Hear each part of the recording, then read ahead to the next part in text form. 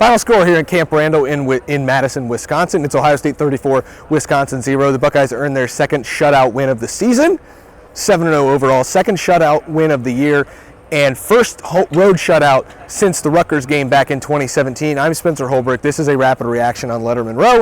It was an absolute domination from the Ohio State defense. It was a great effort from the Ohio State passing attack. The running game obviously still needs work. We'll get into all that and more in a little bit. What I want to start with, though, on these three thoughts as rapid reaction when it's just a solo show here is the passing game, because Julian Sayin was absolutely incredible today. I think he solidified himself as a Heisman candidate and maybe even a Heisman front runner. I think we're starting to shift the conversation toward him here for the Buckeyes. He was 36 of 42. He had 394 yards. That's a career high. He had 4 passing touchdowns, 2 of which went to Carnell Tate, the first 2 of which went to Carnell Tate. Then he had a short one to Will Kazmarek in the red zone. The Buckeyes' red zone woes seem to be cured, at least against this Wisconsin defense. And then he had one toward the end of the game to Brandon Inniss. It was clinical from Sayin. He started the game 10 of 10. He found checkdowns. He was magnificent at manipulating the defense with his sight. He was using the pocket well. He stepped up into clean pockets when the outside started to collapse around him. He really manipulated and used his shoulders to kind of get out of pressure and wiggle his way away. Not the best day for the Ohio State offensive line, but Sayin was spectacular. And Ryan Day said coming into this game, or actually coming out of this game, leaving here at Camp Randall Stadium where the Buckeyes are getting ready to fly home, he said they wanted to accomplish a lot in the passing game. You know, the run game was what it was, but in this game, they wanted to see their passing game take a major step forward. And if that is the actual stated goal for this Ohio State team on the offensive side of the ball for this game, mission accomplished. Julian Sayin, again, incredible. He found Carnell Tate for over 110 yards. Jeremiah Smith, they really tried to get him a touchdown. He ended up with 97 receiving yards and no touchdowns, but a really good game for him. Max Clare had another nice game. Brandon Inniss finally gets in the end zone for the Buckeyes in the passing attack. Run game was what it was. Isaiah West seems to be an emerging option in the backfield for the Buckeyes. He had 9 carries for 59 yards.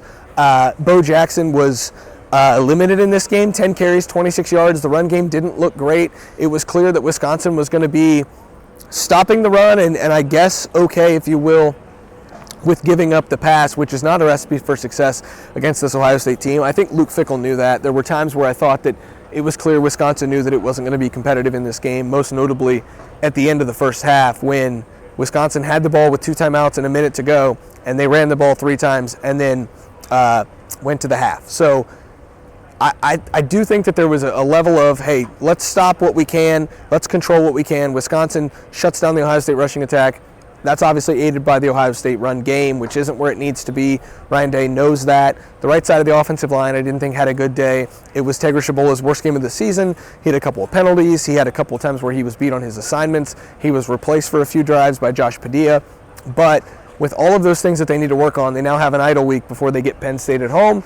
And the passing attack is as good as you need it to be right now. I think it is national championship good. The running game has to get there, and I think that's the biggest goal here now for the Buckeyes as they head into the idle week. The second thing we're going to talk about is this defense. Ryan Day went for 15 minutes almost in his post-game press conference without saying a word about the defense because he wasn't asked about it, and then he kind of made the joke and said, hey, we're not getting out of here until I talk about this defense because shutouts are hard to come by. And he's right, because we all want to focus on what's wrong with the running game, what's going on at right guard, how's the passing game coming along, and what's so great about Carnell Tate and Julian Sayin and Jeremiah Smith. And those things are all fine. But I guess it's on us because none of the reporters asked Ryan Day anything about this defense, which had a complete decimation of Wisconsin. When the starters left the game, Wisconsin had 74 total yards of offense. There were 54 through the air and 22, or I think it was 76 yards, 54 through the air, 22 on the ground.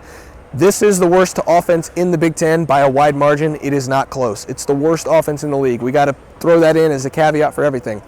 With that being said, 34-0. Wisconsin did not even come close to scoring any points, field goal or touchdown, until the end of the game. And even then, Aaron Scott eliminated that potential with a huge hit on 4th down to keep the Badgers from getting any points there in the closing seconds of this game. Caden Curry was fantastic. Caden McDonald was fantastic. Tywan Malone was really good. Obviously, Arvell Reese and Sonny Styles were awesome. Arvell Reese had a sack. Sonny Styles had a tackle for loss and an interception, his first career interception. The cornerbacks played well, but they really weren't challenged, so it's hard to gauge how good they really were because they just weren't even challenged at all, especially Jermaine Matthews and Davison Ignosin. Never even heard their name at all just because Wisconsin could not challenge them. Devin Sanchez had a pass interference call that I think was a phantom call, a little bit of a pick-me-up for the Badgers. Probably should not have been pass interference. It looked like a guy just got knocked down and the flag came out. However you want to dice it, this defense was fantastic, and they earned the shutout. There are times where I think an offense or a defense can get lucky with a shutout, a couple missed field goals, a couple of turnovers.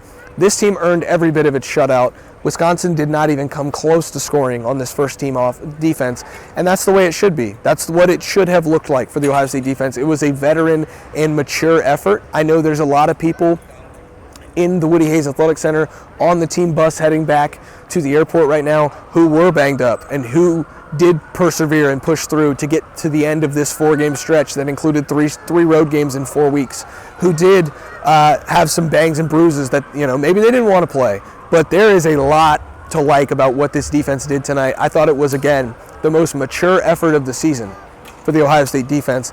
And the third thing is Ryan Day stressed about this stretch for a long time. The 4 games, the 3 games on the road in 4 weeks, the Washington road trip, and then you've got 2 games in the Central Time Zone. You had a sleepy start at Illinois. You had a crowd here that didn't really provide a ton of pregame juice. And in each of these three road games, the Buckeyes have answered the call. Against Minnesota, they didn't sleepwalk through that game. It was a night game at the Horseshoe, and they made it feel like one. This is a veteran group that is still pretty young. This is a mature group that has reasons to be immature, and it continues to show its maturity. And just when you think that they might start to be getting off the path a little bit, they go right back and give you something that shows you that they have the maturity needed to go 12-0. They have the maturity needed to eventually beat Penn State, and which isn't as big as it used to be, but still means something to the program. It has the maturity to go on the road and potentially get back on the winning side of the rivalry, to win the Big Ten for the first time since 2020, and to do all the things that they want to do. This group is maturing before your eyes. I think we should take some stock in that during the bye week. Obviously, it's easy to harp on the run game and to figure out special teams. The special teams were not particularly great again on Saturday, to figure out all these issues that need corrected for the Buckeyes. But at the end of the day, this is still a very young team that is growing into something. And I think the maturity of this group should be applauded, especially after a 4-game stretch that included 3 weeks on the road, away from home, not having the proper week after the Washington game because of how long that road trip was, and to come back home and to show the maturity in the home win against Minnesota, to go on the road in back-to-back weeks against a ranked team, and then not have a letdown here at Camp Randall against one of the most struggling programs in the Power 4 under Luke Fickell. I just thought it screamed of maturity, and I think that Ohio State should definitely be praised for that approach for this game. That's just 3 things, though. There is so much more to break down over at lettermenrow.com. There's so much more to get to, and we're going to get to it with Austin Ward, with Mick Walker, who's a photographer on the recruiting side as well. There he is right there, with Alex Gleitman and Jeremy Birmingham doing some recruiting stuff. It's going to be a good week. It's going to be a good idle week. Come join us at lettermenrow.com. We've got a lot to get to as the Buckeyes head into November 7-0, right where they want to be, going into the Penn State game after a week off. I'm just Spencer Holbrook. Thanks for watching. Thanks for listening. And thanks for being here with us as we bring you coverage from Camp Randall. I'm going to get back to Columbus now. I'm going to hand the camera over to Austin. We'll see what happens there. We'll see you guys back in Columbus. We'll see you over at lettermenrow.com.